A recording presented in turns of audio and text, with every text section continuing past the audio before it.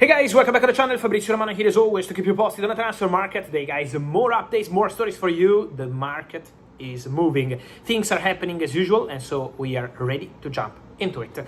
Together, the World Cup is entering final stages. You can find all the updates on the accounts, but here, transfer news, updates, stories as always for you. And let's restart from some updates on the national team that went to the World Cup final, Spain, because Spain have been fantastic against France, and it's important to clarify something on the future of Mikel Oyarzabal.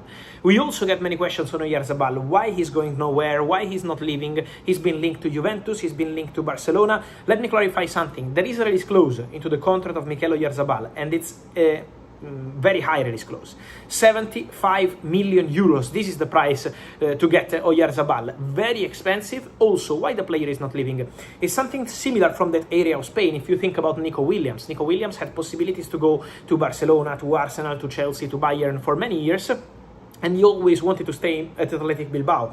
At the same time, Mikel Oyarzabal, same area, San Sebastian in Spain, playing for Real Sociedad and loving life there, loving his attitude with the club, his relationship with the club. So this is why it's difficult to get players from there. And Oyarzabal is also very happy at Real Sociedad, very focused on the project of Real Sociedad. So again, to get Oyarzabal, release clause or nothing, 75 million euros. Who left the World Cup is the French national team.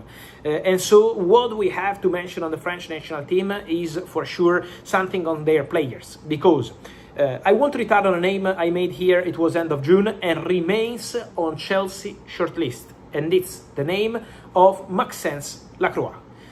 Chelsea are still working behind the scenes on the deal for Maxence Lacroix. He's in the list. He's one of the most appreciated centre-backs at Chelsea. Contacts already took place on club side and on agent side. So Chelsea remain very keen on Maxence Lacroix. Chelsea want to add one centre-back, could be two, based on exits.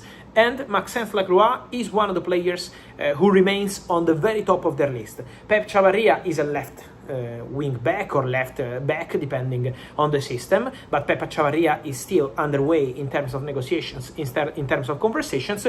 Maxence Lacroix remains a target for Chelsea. So even if I'm not coming here and mentioning him every day, you should know that the conversations for Lacroix are absolutely ongoing. So that's what I wanted to tell you today on one of the players who were part of the French national team at this World Cup campaign. Manu Kone, Manchester United. I gave you yesterday the information. Today I say his name. I saw his name everywhere. Yesterday before the game, I came here and I told you, watch out on Manchester United because they are not done in midfield. They signed Andre Santos, they signed Yuri Tielemans. Ederson is not happening. Ederson is 100% off, so there is no chance to revisit the deal or to try again. That's absolute bullshit. The reality is that Manchester United are looking at a defensive midfielder, and Manu Kone is one of the names on the list. They had a phone contact with the agents of the player. The relationship between the agents of the player and Manchester United is an excellent relationship. As of today, Roma are yet to receive any formal approach from Man United. So Man United didn't send a bid, Man United didn't make any approach yet to Roma. We have to wait. It's also true that Man United this summer had a different attitude on the market compared to what happened in the past. In the past, they were quite slow in the negotiations, taking some time, weeks, maybe months.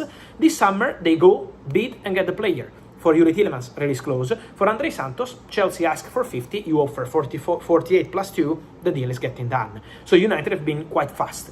For Manu Kone, I saw some reports of 80 millions, 90 millions. That's not the price of Manu Kone. Manu Kone is expensive, but it's not 80 or 90 millions. So it's less than this. And so Manchester United took information on the player, then they have to decide, because they have several names on the shortlist, and they will make their decisions on who is the player they want to sign as a defensive midfielder, taking some time, because in the space of 6-7 days, they got Andre Santos, they got Tielemans. They want to take some time before going for the next midfielder, a defensive one.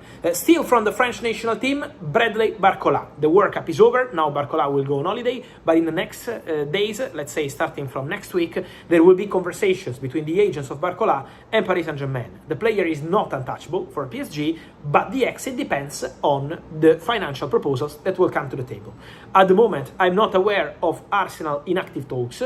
He's one of the names being mentioned as part of the shortlist, but the number one option remains Morgan Rogers. For Bradley Barcola, Liverpool remain there. Liverpool remain interested, but again, depends on how much Paris Saint-Germain will ask to let Bradley Barcola go. At the moment, the negotiations over new contract are completely blocked. Nothing is happening, and so this is why Barcola remains so absolutely one to watch in this summer transfer window. Let me mention something else, guys, also on Marcus Rashford. Many questions today. There is a bid for Rashford from Fenerbahce. There is a negotiation ongoing for Rashford to go to Fenerbahce. Money for Man United, money for Rashford, top signing for Fenerbahce, another English player after Mason Greenwood. Many reports, guys, but my understanding is that there is nothing between Marcus Rashford and Fenerbahce. No negotiations, no conversations, also because Marcus Rashford, with all due respect to Fenerbahce, is not considering a move to Turkey at this stage of his career. So Rashford is not considering that. Rashford is obviously focused on the World Cup. After the World Cup, he will assess his situation at Manchester United. He will start the pre-season at Manchester United.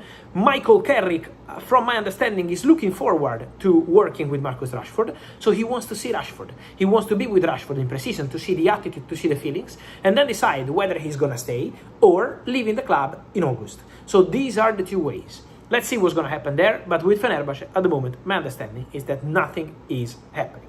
Nothing is close, nothing is concrete.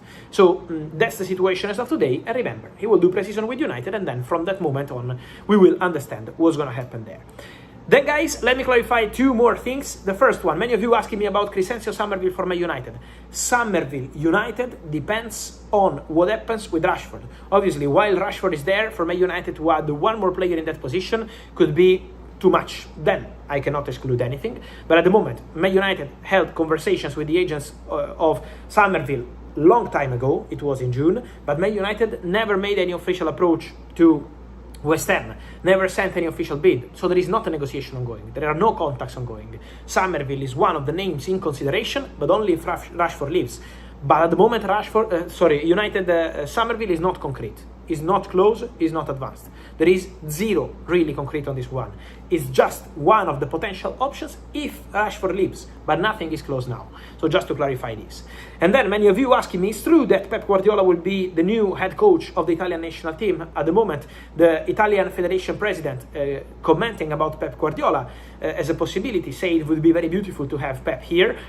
I mean, that's quite obvious, but at the moment there is nothing really advanced or concrete. In case it happens, it would be fantastic for Italy. I will come here and tell you, but at the moment, nothing really concrete into this story. So we will see what Pep will decide to do for his future. On this and much more, guys, we will stay together here on the channel as always. Remember to like this video, to turn on the notification bell, to subscribe to the channel for all the very latest. I will see you later today for more news here on the channel. And remember to let me know on Kone, Lacroix, Barcola, Rashford, Oyarzabal, Guardiola, Somerville here in the comments.